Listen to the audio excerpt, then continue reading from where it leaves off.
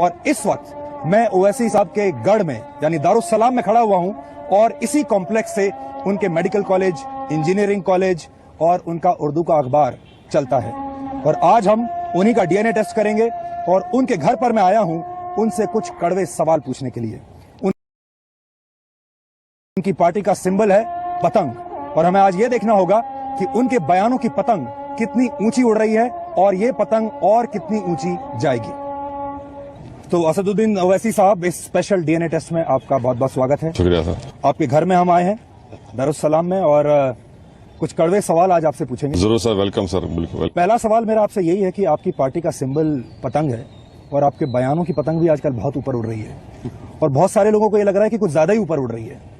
तो और कितनी ऊपर उड़ाएंगे आप इस पतंग को? नहीं सर, हमारे पैर जब तक जमीन पर रहेंगे और हम इखलास से काम करेंगे तो वही अहम है। हवा में उड़ने वाले लोग जल्दी नीचे भी गिर जाते, तो हम पूरी कोशिश कर रहे हैं कि हमारे पैर जमीन पर ही रहें और हम अच्छा साबित कदम से आगे बढ़े। आपका एक बयान आया और उसी बयान ने मैं आपको सही बात बताऊं कि मुझे यहाँ आने पर मजबूर किया। आपने कहा कि जो भी इंसान पैदा होता है वो पैदाइशी मुसलमान होता है और बाद में फिर उसका कन्वर्जन होता है, बाद में उसको दूसरे धर्मों में लाया जाता है। आपका वो बयान सुन के मुझे लगा कि शायद मैं भी पैदाइशी मुसलमान ही हूँ और मैं दिल्ली से हैदराबाद आ गया आपके घर पर घर वापसी करने के लिए। तो मेरी आप घर वापसी करवाइए और मुझे ये बताइए कि इस बयान का मतलब क्या है। और अगर आपका ये बयान माना जाए तो फिर तो जो देश है ये हिंदुस्तान, इसकी पूरी आइडेंटिटी, इसकी पूरी पहचान, हम सबकी पहचान बदल जाएगी। नहीं सर, सबसे पहली बात यह है कि इस देश की आइडेंटिटी आप हिंदू समझते हैं क्योंकि आप हिंदू हैं? नहीं है। इस देश की आइडेंटिटी कोई मजहब से ताल्लुक नहीं है। इस देश की आइडेंटिटी ये है कि ये तमाम रिलीजन्स को सेलिब्रेट करते हैं हम लोग। इस नेशन का कोई रिलीजन नहीं है। पर आपने तो ऐसा नहीं कहा। सुनिए बात, दूसरी बात, आप जो सवाल की बात, अच्छा सवाल किए। अगर आप मेरी स्पीच को फॉलो करेंगे, अफसोस ये है कि लोग कट एंड पेस्ट करके उसको सुन रहे हैं। मैंने कहा कि हाँ, ये हमारा अकीदा है, ये पूरे मुसलमानों का एक फेथ का हिस्सा है और मैं किसी पर इसको फोर्स नहीं कर रहा हूं। मैं आपसे नहीं कर रहा हूं कि भैया अगर आप इसको नहीं मानेंगे तो आपको हम राशन कार्ड नहीं देंगे। मैं ये नहीं कह रहा हूं कि आप नहीं मानेंगे तो आप चोरी का सामान है। मैं ये नहीं कह रहा हूं कि अगर आप मेरी बात को नहीं मानेंगे तो आप हिंदुस्तान के वफादार नहीं है। हिंदुस्तान में जैसा हमारे वाइस प्रेसिडेंट साहब हामिद अंसारी ने कहा कि हमारे मुल्क में 4600 कास्ट कम्युनिटी रिलीजन्स है और हिंदुस्तान कभी भी होमोजेनस कंट्री नहीं बन सकता। मैं अपने फेथ की बात किया और ये भी कहा हूं कि आप इसको डिसएग्री करिए, मैं उसको रेस्पेक्ट करूंगा और मैं इसको नेशनलिज्म से नहीं जोड़ रहा हूं जी। मैं हरगिज ये हो ना, हमारा फेथ का हिस्सा है, आप उसको मत मानिए। मगर ये कहना कि नहीं आप आइडेंटिटी बदल रहे सर, तो बताइए इस मुल्क की आइडेंटिटी तो हिंदुइज्म नहीं है ना इस्लाम है। इस मुल्क की आइडेंटिटी तो ये सब रिलीजन से। मान लीजिए आरएसएस का कोई नेता आज ये कहे आपके बयान के जवाब में कि नहीं, सब लोग जन्म से हिंदू होते हैं और बाद में वो इस्लाम में कन्वर्ट होते हैं और फिर आपको ये भी ऑप्शन दे दे कि आप मत मानिए, लेकिन आप सोचिए आप उस बयान पर आग लगा देंगे। अगर आरएसएस वाले ये कहते हैं कि ये इनका हिंदू मजहब का अकीदा है तो हम उसको रेस्पेक्ट करेंगे, मगर वो तो ये नहीं कहते ना कि हिंदू मजहब का ये अकीदा है। लेकिन आप जिस भाषा का प्रयोग करते हैं, आप कॉन्वेंट एजुकेटेड हैं, लंदन में पढ़े हैं, हैदराबाद को बहुत एक तहजीब वाला शहर माना जाता है, लेकिन जब आपके बयान हम सुनते हैं, उन बयानों में वो तहजीब, वो एजुकेशन, वो लंदन की पढ़ाई, वो कहीं नजर नहीं आती। अगर मेरी बात कड़वी लगती है, जैसा अभी आपकी शुरुआत में कहा कड़वे सवाल करेंगे, तो बाज वक्त जो है कड़वी बात करना पड़ता है, मगर वो कड़वी बात हम जब कर रहे हैं मुल्क को कमजोर करने के लिए नहीं कर रहे हैं। हम ये कह रहे हैं कि हमसे इंसाफ करो आप, और हमारी लड़ाई जो है हिंदुस्तान के दस्तूर के आइन के दायरे में रही है और इंशाल्लाह रहेगी। और जहां तक रहा सवाल तहजीब तमद्दुन का, हो सकता है कि मैं हैदराबाद की तहजीब को सही तरह से पेश नहीं कर रहा हूं। मैं आपको कुछ शब्द बताता हूं, कुत्ता, हरामी, टूटी ढीली कर दूंगा, ये कौन से शब्द हैं और ये किस तहजीब को रिप्रेजेंट करते हैं? देखिए सर, तहजीब तमद्दुन तो, और ऐसा किसी ने आपके साथ क्या नाइंसाफी कर दी कि आपको इतना दर्द होने लगा? दर्द इसलिए हुआ क्योंकि किसी ने ये कहा कि अगर गाड़ी के नीचे कोई कुत्ते का बच्चा आ जाए और उसको तशबीह दी गई, एग्जाम्पल दिया गया मुसलमानों से, तो सर मैं तो कुत्ते का बच्चा नहीं। उन्होंने मुसलमान अपने नाम से नहीं लिया, आप जानते होंगे। देखिए मेटाफोर यूज किया गया था, और अगर मैं ये कह रहा हूं कि मैं कुत्ते का बच्चा नहीं हूं, मैं इंसान का बच्चा हूं। जो कल जो एक घटना हुई है उस पर मैं खासतौर पर आपकी राय लेना चाहता हूं। पेरिस में जो कुछ हुआ, आपको ऐसा लगता है कि इस्लाम इतना कमजोर है कि वो एक कार्टून से डर जाएगा, ये एक कार्टून से उसको नुकसान हो जाएगा, या 4 कार्टूनिस्ट उसको परेशान कर देंगे? नहीं, इस्लाम को कभी खतरा रहा है ना रहेगा इंशाअल्लाह ताला। जब तक दुनिया रहेगी इस्लाम रहेगा, इस्लाम आबाद रहेगा, शादाब रहेगा, और लोग उसकी हक़ानियत और तौहीद और वहादत के पैगाम को देखकर वो अट्रैक्ट भी होते रहेंगे। देखिए, जो कल का वाक़या हुआ बड़ा अफसोसनाक है। कार्टून्स यकीनन तकलीफदेह हैं। आप बताइए कि मुसलमान के लिए सबसे मौज़िज़ शख्सियत, मैं जस्टिफाई नहीं कर रहा हूँ कल के वाक़े को, सबसे मौज़िज़ चीज़ हमारे लिए हमारे prophet Mohammed peace be upon him है। आप उनकी एक कार्टून बनाकर दिखा रहे हैं, किसी एक और आदमी को किस कर रहे हैं। मैं तो खाली एक मिसाल दे रहा हूँ।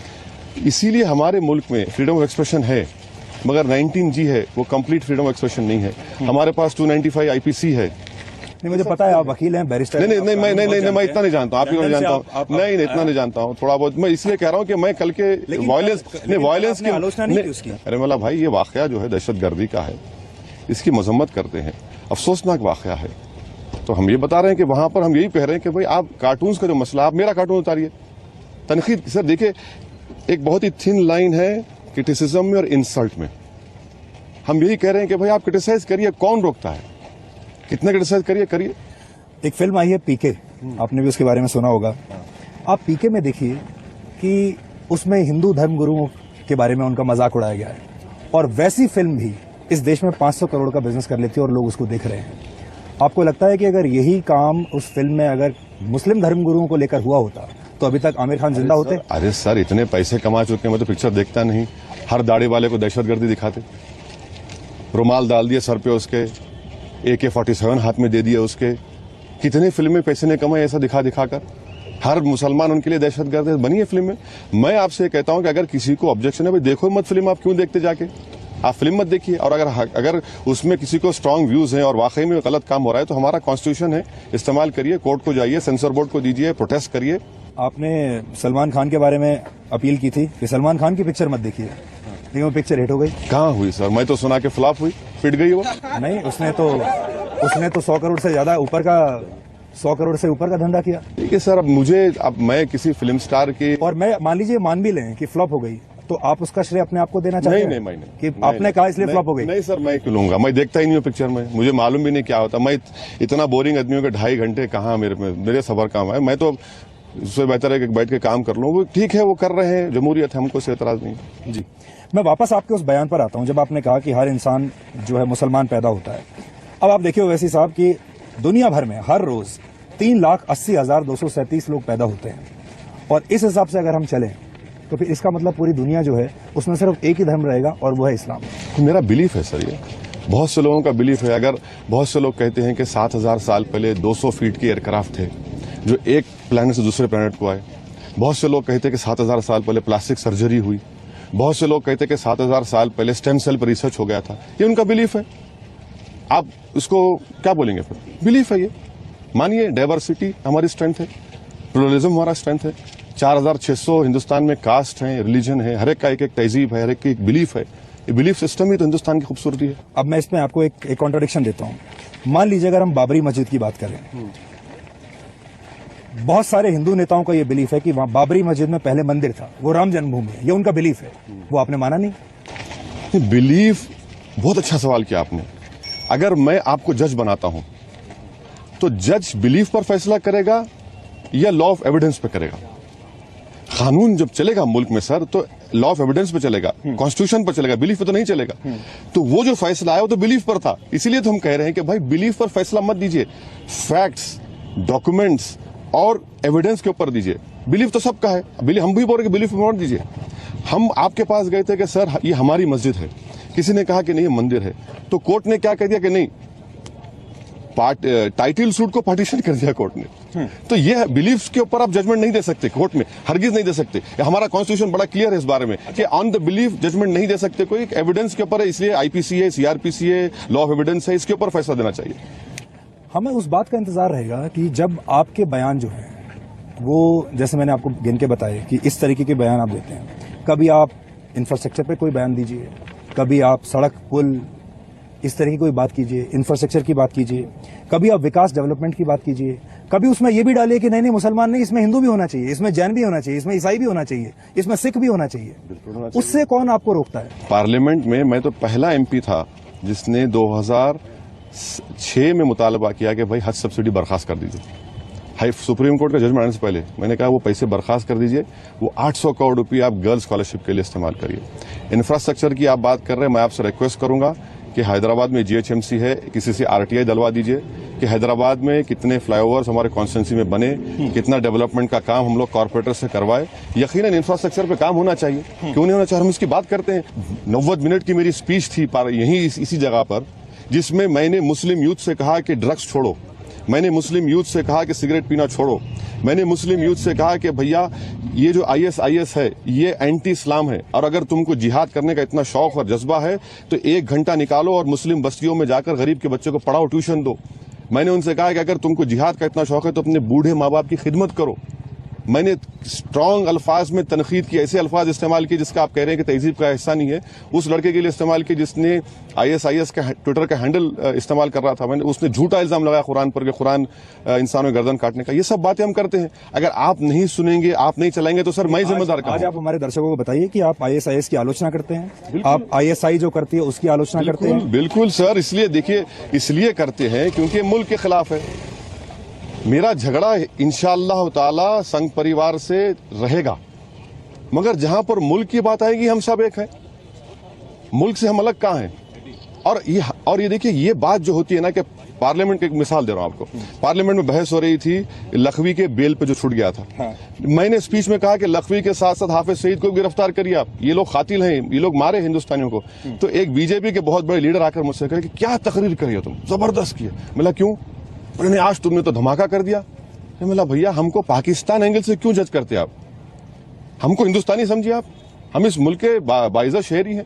मैंने पाकिस्तान के खिलाफ कह दिया तो अरे बहुत अच्छी बात की। मिला सर हमेशा अच्छी बात करते हैं हम, मगर ये जो है ना, ये माइंडसेट को चेंज होने की जरूरत है। नहीं, माइंडसेट को तो आप चेंज नहीं होने दे रहे ना। अब आप देखिए, जब आपके भाई हैं अकबरुद्दीन, जब वो ये कहते हैं कि 15 मिनट के लिए पुलिस को आप हटा दीजिए और फिर देखिए हम क्या करते हैं, वो क्या माइंडसेट है? और आप उसको सपोर्ट करते हैं आप अपने भाई को? और जब आपके भाई जब इस तरह की बात करते हैं जल्द से कोई इंटरव्यू मेरा किसी भी चैनल पर और कोई इंटरव्यू किसी भी हमारे जर्नलिस्ट दोस्त से मुकम्मल नहीं होता जब तक अकबर की बात नहीं हो जाती। तो ये मैं तो यूज्ड हो चुका हूं। चलिए ये बात आ गई। अब रहा सवाल अकबर के स्टेटमेंट का, सर मैं तो इंतजार कर रहा था कि कोई मुझे बुलाए। उस वक्त 2 साल पहले कोई नहीं बुलाए, सब लोग बैठकर 200 फीट की तोप से मारते गए। मैं आज आपसे ये कह रहा हूं कि जिस तरह हमारी अदलिया कोर्ट ने वरुण गांधी को एग्जोनरेट किया, मुझे अदलिया पर पूरा भरोसा है और इंशाअल्लाह ताला कोर्ट हमसे इंसाफ करेगा। मैं यही कहूंगा क्योंकि अब 2 साल हो गए, अब कोर्ट फाइल हम इंतजार करेंगे। नहीं, आप देखिए, इस केस में तो आप तुरंत कोर्ट में चले जाते हैं। जब गुजरात की बात होती है तब आप कोर्ट का इंतजार नहीं करते। गुजरात के मामले में वहां पे तो नरेंद्र मोदी यही कहते हैं कि भाई किस कोर्ट ने उनको दोषी ठहराया है। बिल्कुल सही। लेकिन आप उसको आप मानते नहीं। का जवाब सुनिए, अगर मेरे नाक के नीचे, मैं चीफ मिनिस्टर हूं किसी स्टेट का, मेरे नाक के नीचे 3,500 लोग मर जाते हैं तो किसकी जिम्मेदारी है? भाई आप तो चौधरी और पटवारी हैं उस स्टेट के। और क्या सुप्रीम कोर्ट ने नहीं कहा था कि गुजरात जल रहा था और नीरू बांसुरी बजा रहे थे? वो आज भी है वो। तो इसीलिए हम कहते हैं सर, ये चीजें हमारे सामने हैं। तो आपको ये तय करना पड़ेगा कि आपको अदालत पर भरोसा है या आपको अदालत पर भरोसा नहीं है। फिर आपको यूनिफॉर्मिटी के साथ, चाहे फिर वो आपके भाई का मामला हो और चाहे नरेंद्र मोदी का मामला हो, चाहे अमित शाह का मामला हो, चाहे बाबरी मस्जिद का मामला हो। अब अमित शाह को कोर्ट ने निर्दोष बता दिया फेक एनकाउंटर। बिल्कुल। आप मानते हैं वो निर्दोष हैं? कोर्ट का तो फैसला है, अब उस पर अपील होगी। अब तो ये कोर्ट के फैसले को तो मानना पड़ेगा। मुझे तकलीफ जरूर है इस बात की, ईमानदारी से कह रहा हूं, मुझे तकलीफ जरूर है इस बात की, मगर कोर्ट का फैसला है और हम उम्मीद करेंगे कि वो लोग अपील करेंगे। सोहराबुद्दीन के भाई ने कहा कि अपील करेंगे, मगर कोर्ट का फैसला है। मैं ये तो नहीं कह सकता ना कि मैं इस कोर्ट को नहीं मानता, कॉन्स्टिट्यूशन का हिस्सा है, मानना पड़ेगा। लेकिन नरेंद्र मोदी के मामले में आप कोर्ट के मामले को नहीं, फैसले को नहीं मानते आप? मैं आपसे सिर्फ इतना ही पूछ रहा हूं कि भाई आपके दौर में आप चीफ मिनिस्टर थे, इतने लोग मारे गए, इतने लोग बेघर हो गए, माया कोडनानी, बाबू बजरंगी, सर कई स्टिंग ऑपरेशन तो आप लोग करके दिखाए ना, आप ही तो दिखाए। अब उस पर क्या करेंगे? आप दिखा रहे और हमसे सवाल भी कर रहे कि क्लीन चिट दे दो। लेकिन वैसे साहब, मुझे ये चीज समझ में नहीं आ रही कि सबसे ज्यादा परेशानी आपको हो रही है। इस देश में सिख भी रहते हैं, इस देश में ईसाई भी रहते हैं, इस देश में जैन भी रहते हैं, बाकी कोई इस तरीके के जहरीले बयान नहीं दे रहा, इस तरीके की पोलराइजेशन की राजनीति नहीं कर रहा जैसा कि आप कर रहे हैं। और आपकी पूरी स्टाइल को देखकर ऐसा लगता है कि आप पोलराइजेशन की पॉलिटिक्स करना चाहते हैं और आप मुसलमानों का पूरा फुल टाइम कॉन्ट्रैक्ट आपने ले लिया है। मतलब एकमात्र ठेकेदार जिसकी कोई ब्रांच नहीं है। सर मैं छोटा आदमी हूँ, मैं पूरे पार्लियामेंट इलेक्शन में से 2 सीट पर लड़ा सर। मैं 280 पर बीजेपी का मेरे वजह से जीती। हमारे चौधरी तो बड़े बड़े लोग बैठे हैं सर, वही तो बेड़ा कड़क कर रही है। मैं कहा, मैं तो छोटा आदमी हूँ, 2 सीट लड़ा मैं, 280 बीजेपी मेरे वजह से जीती। पोलराइजेशन अगर हुआ तो मेरे वजह से हुआ। कहाँ सर, मैं क्या कर सकता हूँ? आपको ऐसा लगता है महाराष्ट्र में भी आपने बीजेपी की बड़ी मदद की? अच्छा ये बात सुन लीजिए, कितनी सीटें असेंबली महाराष्ट्र के? 288। मैं 24 पे खड़ा किया। आप ये बता दीजिए 288 सीट्स में अगर कोई 24 लड़ेगा तो क्या वो बैलेंस ऑफ पावर डिसाइड करेगा?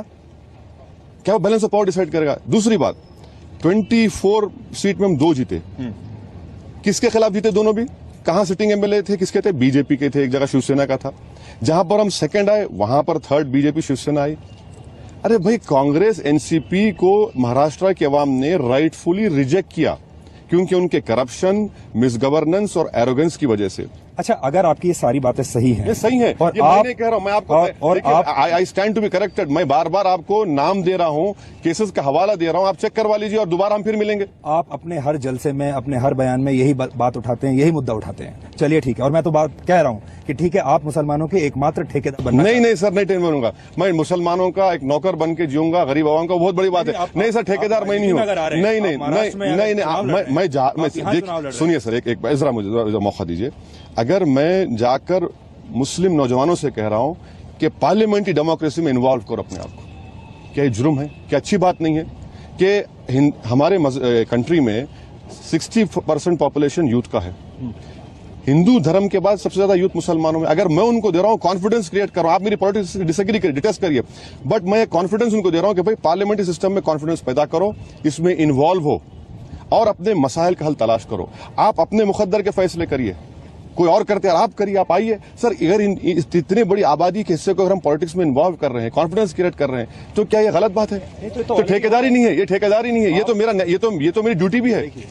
लोकसभा में 22 मुसलमान एमपी हैं, ठीक है, और आपकी पार्टी का एक है उसमें से, और आप अकेले हैं, ठीक है। मैं आपको और देखिए 543 में से एक ठेकेदार कौन? नहीं, आप बनने की कोशिश कर रहे हैं ना ठेकेदार। सर देखिए, आप उसको 15 इलेक्शन हो गए लोकसभा के हमारे मुल्क में, एक ही मर्तबा 1981 में 44 एमपीज मुस्लिम जीत के आए।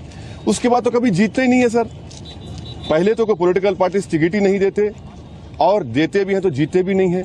और जितने भी जीत के आ रहे एमपी इलेक्शन में, उन कॉन्स्टिट्यूंसी से आ रहे जहां पर मुसलमान 30% खरीब वोटर लिस्ट में। अब मुझे बताइए ठेकेदार कौन है भाई? 1.4 वोट शेयर है आपका, 1.4% वोट शेयर आपका लोकसभा में।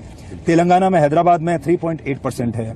महाराष्ट्र में आपने जो 2 सीटें जीती 0.9 वोट परसेंट, 1% करीब 1% है। इसका मतलब ये हुआ कि आप जो बातें कर रहे हैं वो सारे मुसलमानों पर असर उसका नहीं हो रहा है। नहीं हो रहा है, सही है, बिल्कुल सही है। मैं तो ये भी कह रहा हूं कि जो 5,24,000 वोट ही मिले मुझे, अगर मान लिए महाराष्ट्र में 24 कैंडिडेट में 5 हमारे गैर मुस्लिम थे, 5,24,000 मुझे वोट मिले, मान लिए कि पूरे मुसलमान मिले। 1 करोड़ मुसलमानों के नाम वोटर लिस्ट में महाराष्ट्र के, 60% की पोलिंग हुई, 55 लाख वोट पड़े। तो 55 लाख में 5 अगर मैं लिया, 55 लाख कहां गए? मुझे नहीं आए। मैं यही तो कह रहा हूं कि भाई ठेकेदार वो है, मैं नहीं हूं ठेकेदार। मैं तो वही तो मैं आपको फैक्ट्स पे बात कर रहा हूं आपसे। आप इस पर आप डिसएग्री नहीं कर सकते। 55 लाख वोट्स तो ठेकेदार लोग लेके चले गए, चौधरी लेके चले गए, और फकीर के हाथ में क्या आया? 5 लाख आए खाली। तो मैं तो कह रहा हूं, मैं